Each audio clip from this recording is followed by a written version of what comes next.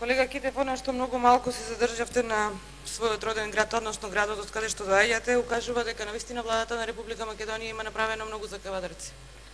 Колега Китев, дали знаете дека сте навистина среќен човек? Среќен сте затоа што доаѓате од Кавадарци, градот кој што во последниве години има навистина друг лик. До пред неколку години, колега Бетијане, Кавадарци во наводници беше мртов град. Пред 3 недели бе по Кавадарци, навистина беше задоволство да се гледаат стотиците луѓе како се упатуваат кон своите работни места.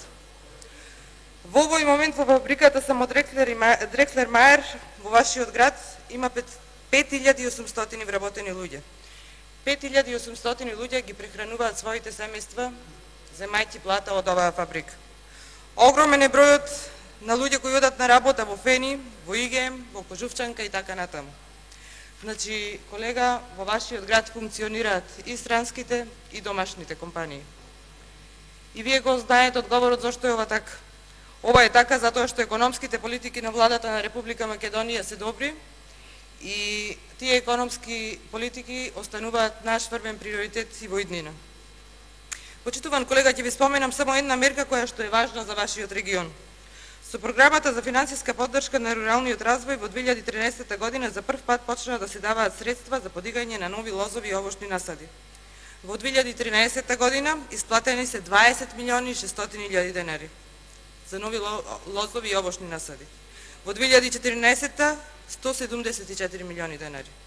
За 2015 година за подигање на нови лозови и овошни насади во овогодишниот буџет има 195 милиони денари. Дали знаете вие каква порака денес испративте од говорницава на Собранието на Република Македонија? Рековте дека тие што земаат субвенции се корумпирани. Не, почитуван колега.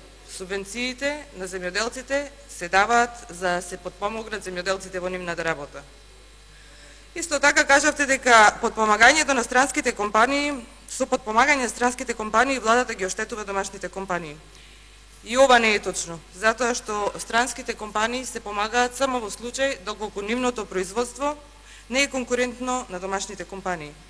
Дали од ова, почитуван колега, може да заклучиме дека вие и Социјалдемократскиот сојуз се залагате за затворање на странските фирми, за 5800 луѓе во вашиот град да си одат дома и да останат без работа?